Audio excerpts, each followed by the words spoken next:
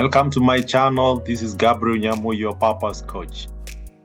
I'm super excited to have this brief segment and just to talk about this topic that I love, that is so dear to me, and this is about purpose-led living. I know you're not a stranger to what is happening globally. Everybody right now is talking about purpose.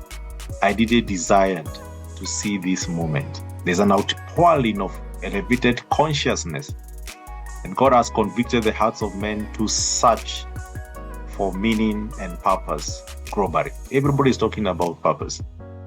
And even when they talk about other things like impact, transformation, the only thing that give all these terminologies and all these shifts that are globally is actually purpose. But I want also to highlight that it's also quite very dangerous when something becomes viral, because within it also it carries deception. And I have seen a lot of people reporting, posting about purpose, giving research, and it's quite very foundational. I really longed to see such a time. When I started purpose coaching more than 15 years ago, this was not the case.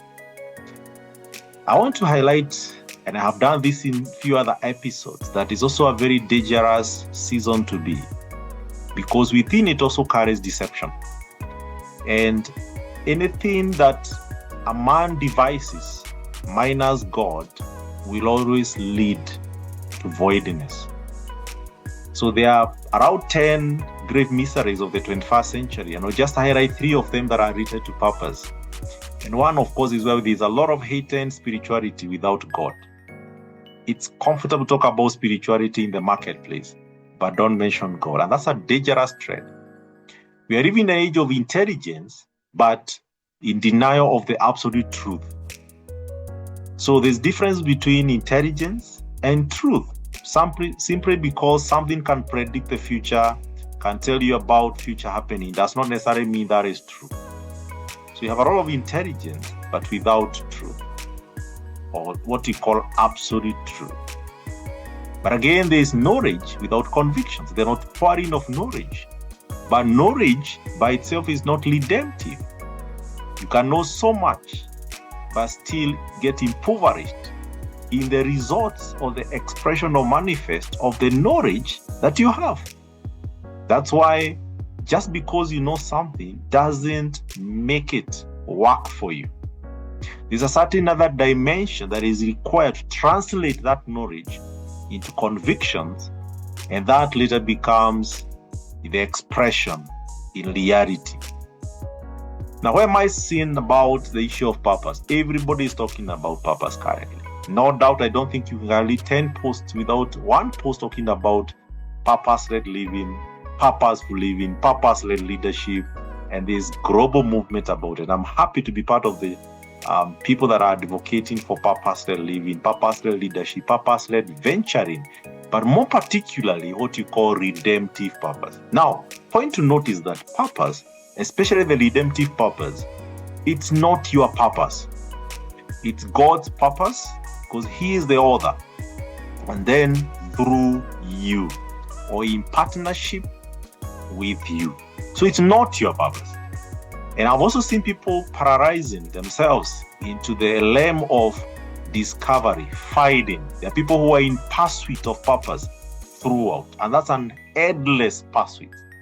It's become another chase after the wind, chasing about purpose. We don't chase purpose. And I want to give you 4 dimensions that are very critical when it comes to living a purpose-led life. I call them the 4 B's, or the 4 anchors in purpose-led leadership. And number 1 is who you belong to. If we agree that purpose is not our own purpose, it's God's purpose through you, then we must first of all align ourselves to who we belong to. Because outside the who created you, who is the author of your life, the purpose is just a chase after the wind. So who do you belong to? That's the first, the belonging. Number 2 is becoming. Who are you becoming? Before, God is not impressed by what you're doing out there. is more impressed, is more concerned about who you are becoming, not what you're doing, because he can choose to use anybody, he can choose to use anything. So question is, are you first of all focusing on who you're becoming than what you're doing? People are assigning purpose. Remember, purpose is not what you do. It is what happens in other people's life as you obey the hearkening of who sent you and who you belong to. And the third B is, what are you building? This is where the aspect of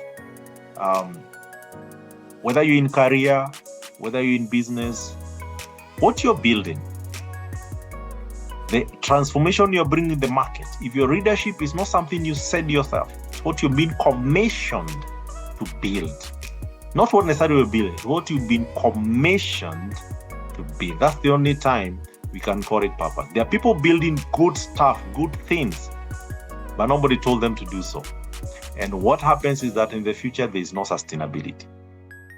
There are some people who need to close businesses, and they are successful businesses. People who are supposed to quit careers that are successful. You can't even be leading on the top of your career, but in the long, you climb the long mountain and you succeeded in the human lens. But that may not necessarily be purposeful. Simply because you're making impact or change in life does not necessarily mean that's purpose. Not necessarily. That could be meaning, but not purpose. And I've done another podcast differentiating between purpose and meaning.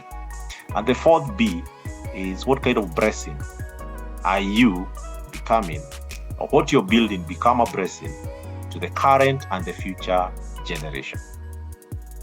Remember the 4 B's? Who you belong, because that's where you derive the identity and then the sense of commissioning and consecration to do and pursue God's purpose. Number 2 is what you're becoming, the transformation in you as a vessel. For those who are believers, then the word, you become the expression of the truth of who sent you. And number 3, what are you building? Is it something redemptive? But in the alignment of who sent you, you didn't send yourself.